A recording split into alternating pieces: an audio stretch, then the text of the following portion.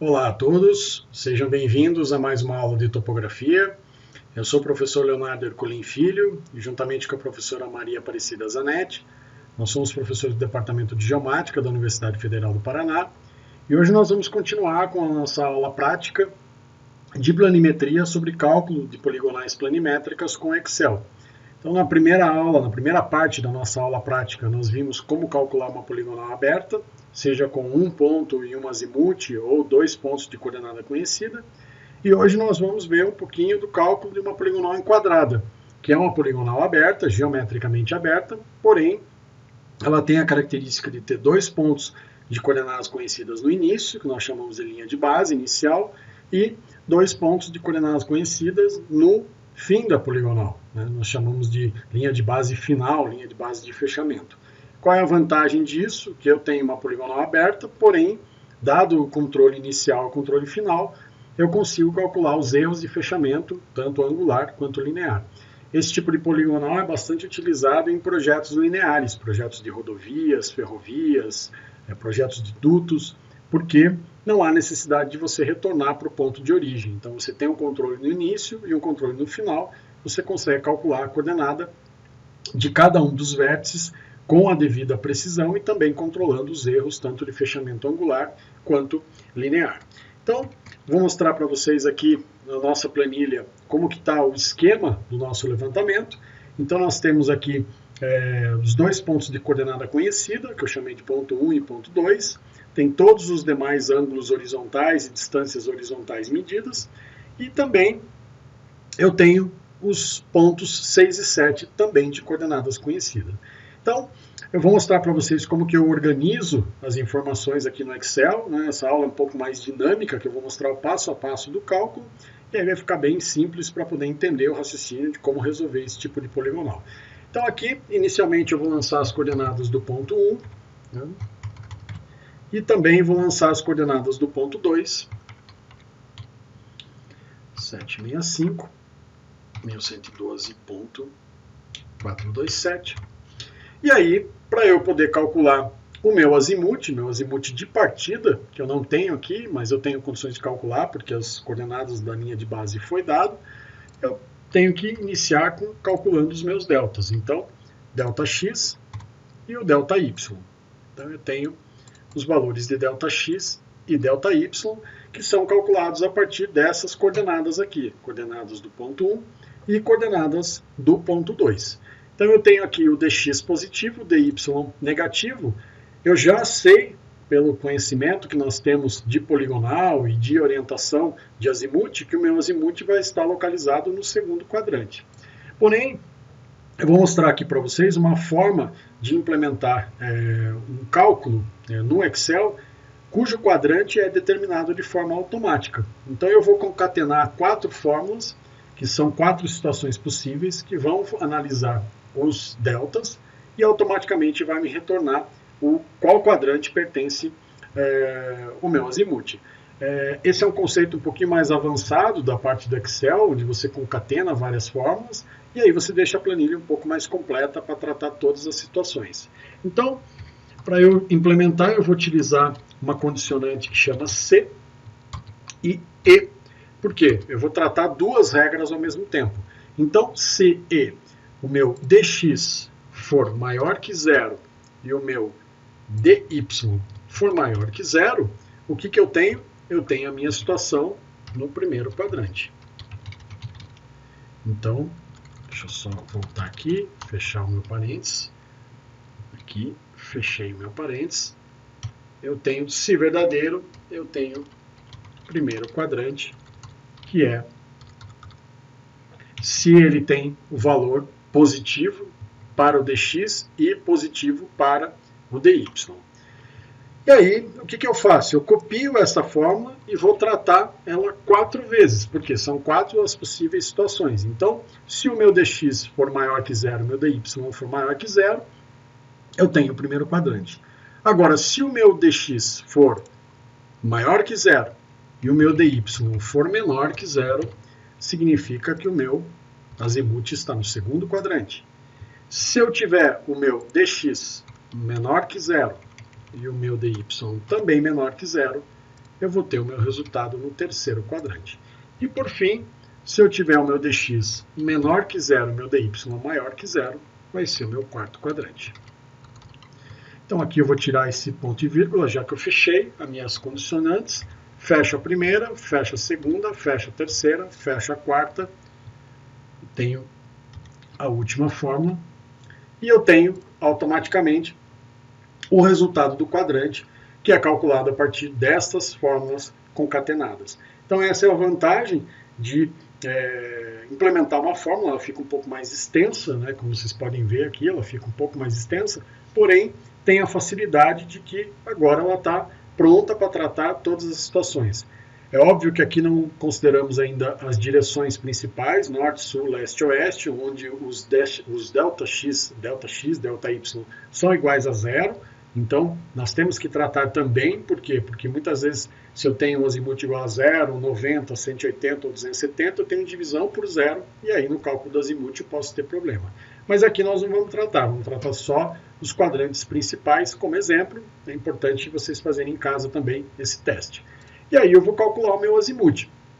Para calcular o azimuth, o que eu vou fazer? Eu vou analisar novamente, eu vou concatenar fórmulas que vão ler essa célula, e aí vai analisar. Está no primeiro quadrante, eu vou fazer um cálculo. Se no segundo, outro cálculo. No terceiro, outro. E no quarto, outro. Então eu venho aqui, como é que eu faço? Se este valor for igual ao primeiro quadrante, o que eu tenho? Eu tenho que o meu valor de azimuth ele vai ser calculado de que forma? Eu vou calcular o valor absoluto do valor em graus do meu arco tangente, que é a fórmula que eu utilizo para calcular um azimuth. Né? E aí, de quem? Dx dividido por dy. Fechei o primeiro parênteses, fechei o segundo, fechei o terceiro, e aí, ponto e vírgula, fecho a primeira condição. Vou para a segunda. Se o meu valor estiver no segundo quadrante, eu vou ter o quê? 180 menos o valor absoluto. Lembrando que esse valor que sai do arco tangente é o que nós chamamos de rumo. E aí, para transformar rumo em azimuth, nós temos essa fórmula que nós fazemos para os quatro quadrantes. Mais uma vez, se for no terceiro quadrante, vai ser 180 mais o valor absoluto. E, por fim, se estiver no quarto quadrante, eu vou ter 360 menos o meu valor calculado. Fecho o primeiro, fecho o segundo, fecho o terceiro, fecho o último parênteses e tenho o meu valor do azimuth calculado agora para qualquer situação. Então veja novamente, a fórmula fica um pouco grande, mas uma vez implementada, ela pode ser utilizada para qualquer condição. Façam um teste em casa, vocês vão alterar aqui as coordenadas de outros pontos, e aí vocês vão ver que automaticamente implementando essas duas fórmulas, o valor do quadrante vai ser determinado automaticamente e o valor do azimuth também. Então, com isso, nós finalizamos a primeira parte, que é determinar o azimuth de partida, e aí eu coloquei já essas setas vermelhas aqui, justamente para que a próxima etapa é realizar o transporte do azimuth para todos os demais vértices. E numa poligonal enquadrada, como que eu calculo o erro de fechamento angular? Comparando o azimuth 6,7 calculado através do transporte versus o valor 6,7 que vem das minhas coordenadas de referência. Haja visto que a minha poligonal enquadrada ela tem esse alinhamento, que é a linha de base de fechamento, cujas coordenadas são conhecidas. Então esse alinhamento é um alinhamento de controle, onde eu tenho condições de calcular, permite que eu calcule o erro de fechamento angular e linear. Nós vamos ver a parte linear mais para frente. Então, eu tenho aqui embaixo todas as minhas medidas angulares, dos meus ângulos horizontais que foram medidos na minha poligonal. Eu vou transformar para decimal, que nós já sabemos como faz, né, que é o grau mais o minuto dividido por 60, mais os segundos dividido por 3.600. Nós temos aqui os meus ângulos horizontais em graus decimais. E aí aqui eu tenho o meu azimuth de partida, que obviamente eu vou vincular com o valor que eu calculei lá em cima, já visto que o azimuth 1,2 é um azimuth de referência, é um azimuth de partida, e aí aqui embaixo eu vou realizar o transporte de azimuth. Aqui, novamente, eu vou implementar uma fórmula mais completa, que é a fórmula que, além de realizar o transporte de azimuth, analisa aquelas duas situações. Se o valor calculado for maior que 360, eu subtraio 360. Se o valor calculado for menor que zero, eu somo 360. E se não for nenhuma das condições, eu faço simplesmente o transporte do azimuth. Então, eu vou utilizar a fórmula C novamente. Então, C, o meu azimuth anterior, mais o meu ângulo horizontal, menos 180, for o quê? Maior do que 360 graus, o que eu faço? Eu vou copiar essa fórmula aqui, ou seja, ele vai fazer o seguinte, faz a fórmula e faz o transporte e subtrai 360. E aí eu venho, aqui eu tenho condições de copiar mais uma vez, que é o seguinte, se o valor do transporte do azimuth for menor do que zero, eu vou fazer o quê? Transporte do azimuth e vou somar 360. Ok?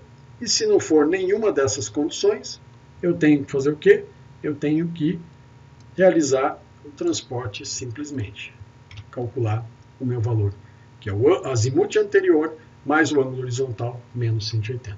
Fechei o primeiro parênteses, fechei o segundo parênteses, confirmo, está aqui o meu azimuth transportado, já considerando as duas situações de ser maior que 360 ou menor que zero. Eu venho e transporto para todos os demais, então ele realizou o cálculo para todos os demais, trazendo a fórmula, ou seja, vai analisar aquela condição de ser maior que 360 ou menor que 360. Aqui o azimuth 6,7 eu vou deixar ele sinalizado aqui para a gente, vou colocar o negrito em vermelho. E aí o que eu preciso fazer? Agora, calcular o azimuth 6,7 de referência e analisar se o valor está correto, se existe um erro e se o erro está dentro da tolerância ou não. Para eu fazer isso, eu vou entrar com as coordenadas que eu conheço do ponto 6. Então, 9,225, coordenada x, 956. Coordenada y, eu vou ter 1518,488. Eu tenho a coordenada y do ponto 6. E aí eu tenho do ponto 7, 10,562, 881. E eu tenho, por fim, 2.500,892. Ok? E aí eu tenho o meu dx, dy, automaticamente o que eu vou fazer, que é coordenada x do ponto 7 menos a coordenada x do ponto 6. E aí, da mesma forma para o y. Como eu tenho dx positivo e dy também positivo, eu olhando no gráfico aqui eu já vejo que o meu azimuth de referência de fechamento, né, de chegada, ele é no primeiro quadrante. Então eu posso fazer direto aqui o cálculo, então eu vou fazer graus de arco tangente de quem? Do meu dx dividido por meu dy, fecho os dois parênteses, eu tenho esse resultado aqui. Então, nesse caso eu fiz o tratamento, o cálculo direto, poderia novamente replicar a fórmula que eu utilizei em cima e analisar o quadrante e fazer o cálculo completo, considerando várias situações, mas de novo, aqui vai ficar só como exemplo, já que é no primeiro quadrante, então eu fiz o cálculo direto, mas pode ser implementada a fórmula completa, assim como foi feito aqui em cima, analisando o quadrante e depois calculando em função do quadrante qual é o resultado. E aqui, agora o que eu tenho? Tenho o meu azimuth que foi calculado, meu azimuth 6,7 que foi calculado através do transporte de azimuth, e tenho o meu azimuth de referência. Então, o erro de fechamento angular, o que é? Azimuth calculado menos o azimuth de referência, eu tenho este valor, que é o valor do erro cometido, o erro angular cometido. Esse valor, obviamente, está em fração de grau, né, então em graus decimais. Então, se eu quiser saber o valor em segundos, eu multiplico por 3.600, obviamente, porque me interessa saber qual que é o valor em segundos, porque o meu limiar que permite eu cometer o erro de fechamento, ele provavelmente vai ser calculado em segundos. E aí, normalmente, é calculado da seguinte forma. Eu tenho um equipamento que foi utilizado, esse equipamento tem uma especificação técnica, que mostra qual que é a precisão angular na leitura, né, do equipamento. Normalmente é 7 segundos, eu vou colocar 7 segundos, tem 5, tem 2 segundos, tem vários equipamentos, tem que analisar a especificação técnica do equipamento que foi utilizado. Número de ângulos horizontais, eu medi 5 ângulos horizontais, então eu vou colocar aqui o número 5, e aí eu tenho qual que é a tolerância? A tolerância é calculada pela precisão do equipamento vezes a raiz. Precisão do equipamento vezes a raiz do número de ângulos medidos.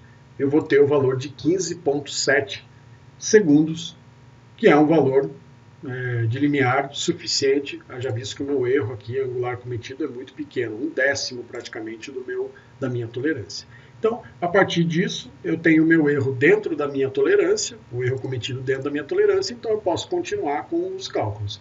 E aí, eu vou partir para o cálculo da correção do erro de fechamento angular, que nesse caso é feito da seguinte forma. É o meu erro cometido vezes menos 1, ou seja, eu estou erro cometido vezes menos 1, ou seja, eu estou invertendo o meu sinal do erro cometido, dividido por quem? Dividido pelo número de ângulos horizontais medidos. O que eu estou fazendo com isso? Eu estou distribuindo o erro total de forma igualitária para todos os 5 ângulos. Ou seja, eu tenho cada ângulo medido, ele vai sofrer a correção.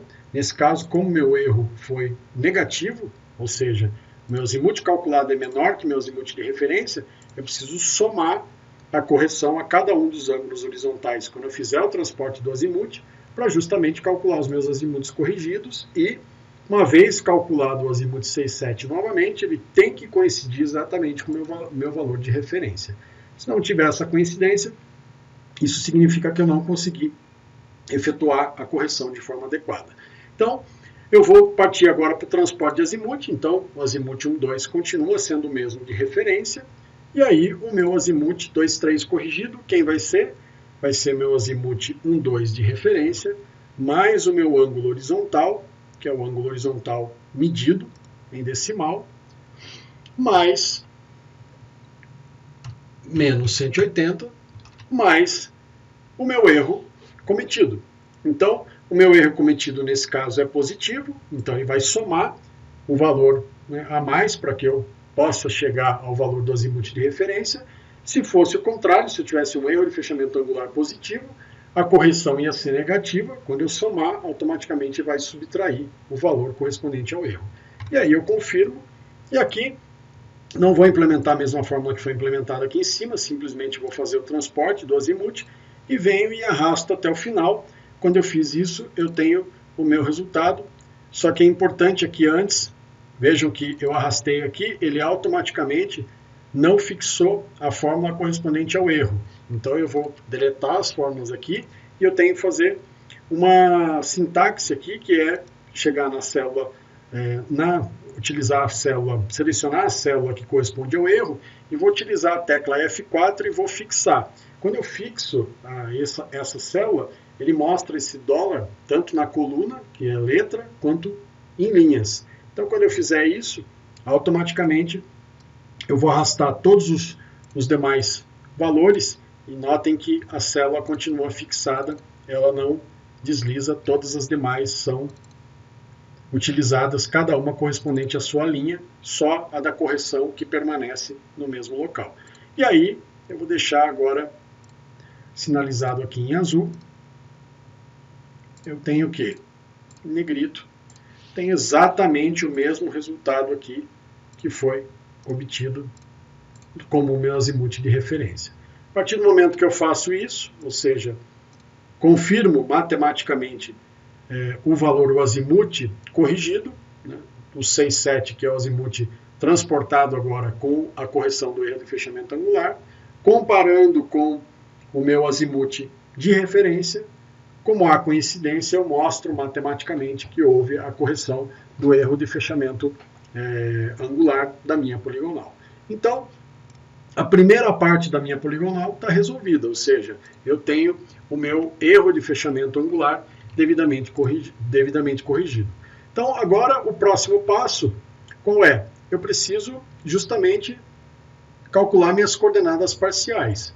Então, aqui minhas coordenadas parciais, eu lanço o meu ponto 1, que eu já conheço aqui. Lanço o meu ponto 2, já que são coordenadas de referência, eu não vou alterar esses valores.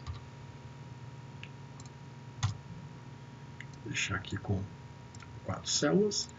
E 3 casas decimais. E aqui eu vou calcular minha distância 1, 2. Minha distância 1, 2, que ela não foi dada, porém eu consigo calcular a minha distância 1, 2 a partir das coordenadas que foram dadas. Não é necessário, mas caso eu queira saber a extensão de toda a poligonal, eu posso até calcular depois a minha distância 6, 7. Mas eu vou colocar aqui para vocês, que daí eu calculo dessa forma, ou seja, é igual, eu tenho 6, 7 aqui, eu posso fazer o meu dx ao quadrado mais o meu dy ao quadrado. Então, se eu precisasse da minha distância, eu poderia ter a distância, só repetindo aqui, distância 1, 2, então igual a raiz do meu, justamente aqui, do meu dx aqui em cima, ao quadrado, mais o meu dy ao quadrado. Corrigindo a fórmula, essa é a minha distância de 1824,2458. E aí eu tenho as demais distâncias que foram medidas. Então aqui eu vou colocar o valor de 2092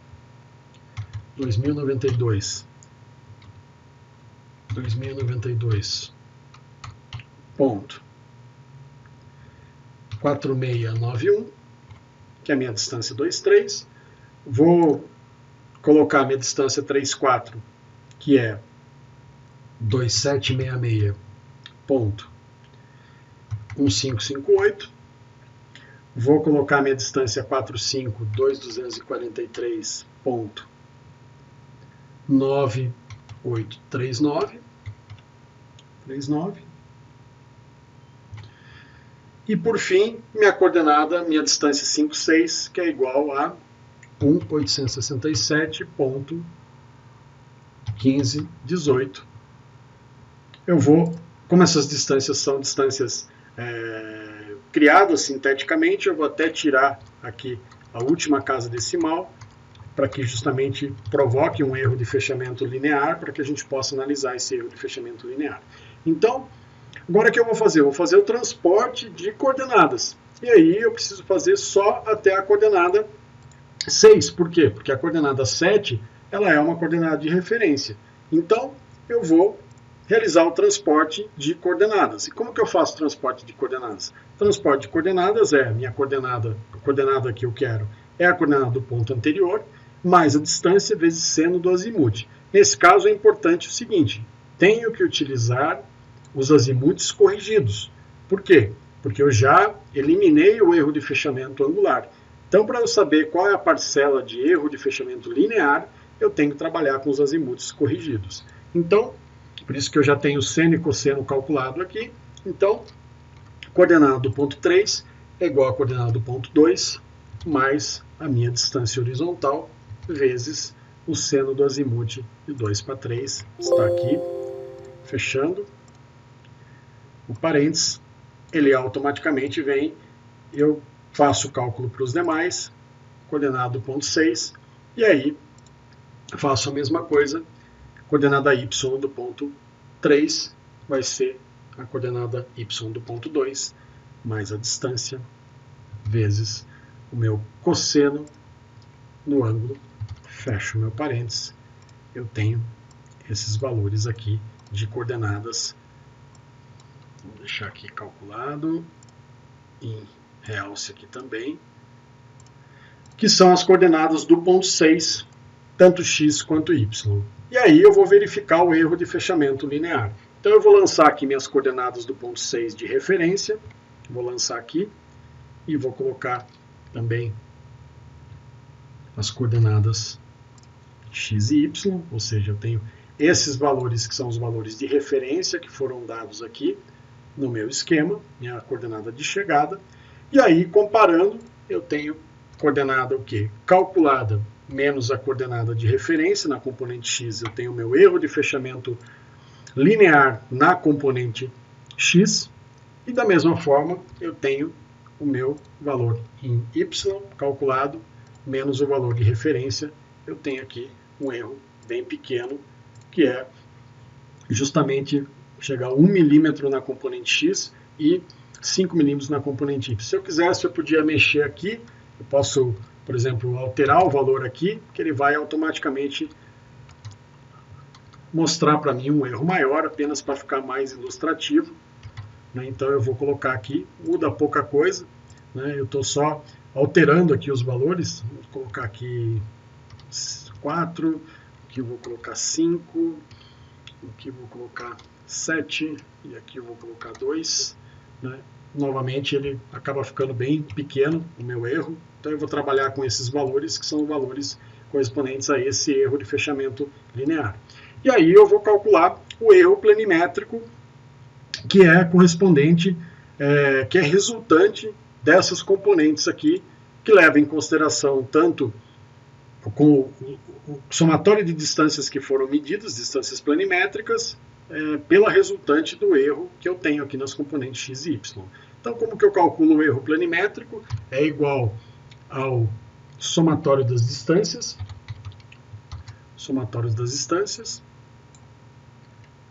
dividido pela raiz quadrada do meu erro de x ao quadrado, mais o meu erro de y ao quadrado.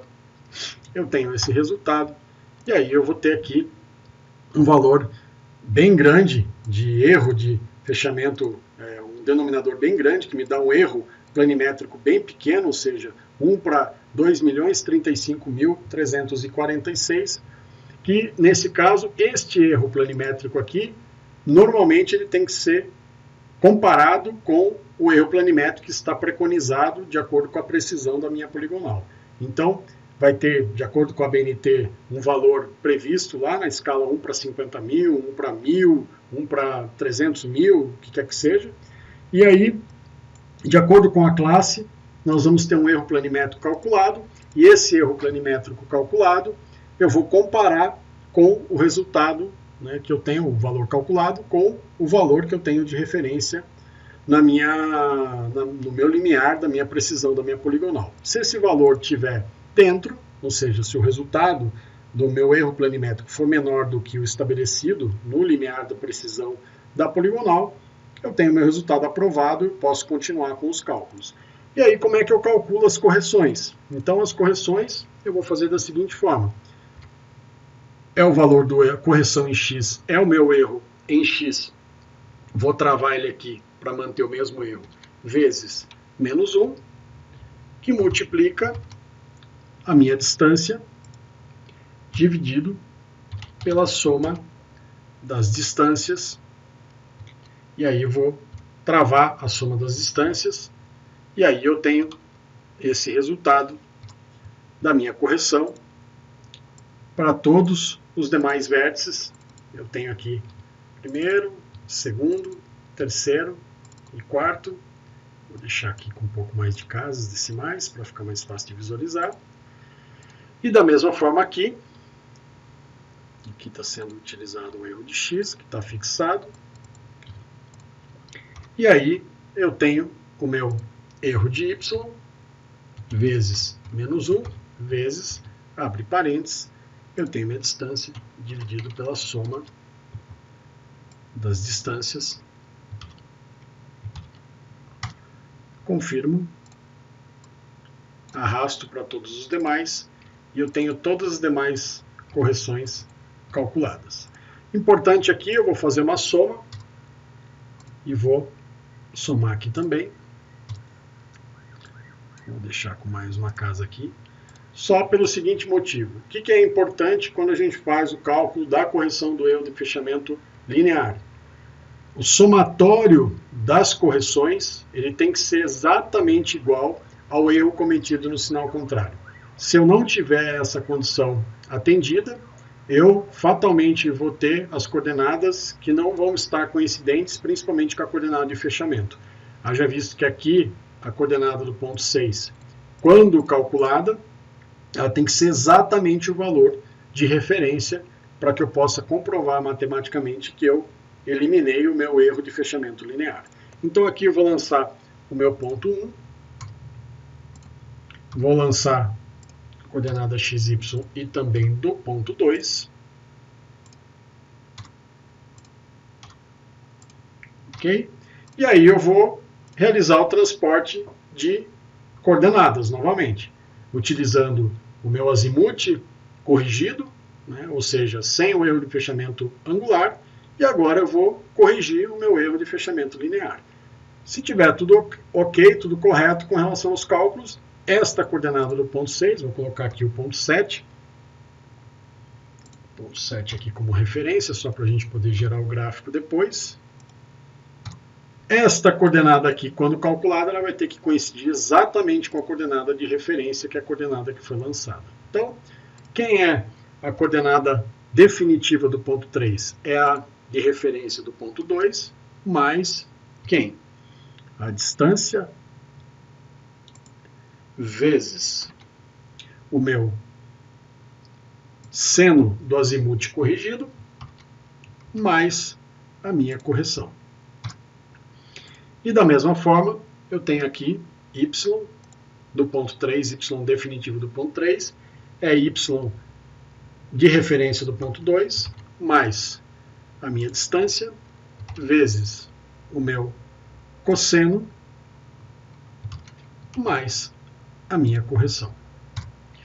Feito isso, então só confirmando, então a coordenada definitiva do ponto 3 é a de referência do ponto 2, mais a minha distância que foi medida e que tem erro, que vai ser compensado por esse erro de fechamento linear aqui, vezes o seno do meu azimuth já corrigido, já definitivo, mais a minha correção. Então, eu tenho aqui, mesma coisa, né, componente x, mesma coisa para a componente y. E aí eu arrasto até as coordenadas do ponto 6, e aí eu tenho, vou colocar aqui em azul, eu tenho exatamente este resultado aqui, igual ao meu resultado de referência. Uma vez que está feito isso, vou confirmar aqui, eu comprovo matematicamente que todos os erros cometidos e as correções correspondentes foram aplicadas de maneira correta, ou seja, eu eliminei o erro de fechamento angular, eliminei o erro de fechamento linear, e essas são as minhas coordenadas definitivas. Venho aqui só para poder finalizar, eu posso gerar um gráfico da minha poligonal, se eu quiser visualizar, e verificar se o desenho está coerente com o meu croquis. Então, guardadas as proporções de escala aqui, eu tenho as minhas, aqui eu posso colocar o gráfico da poligonal, gráfico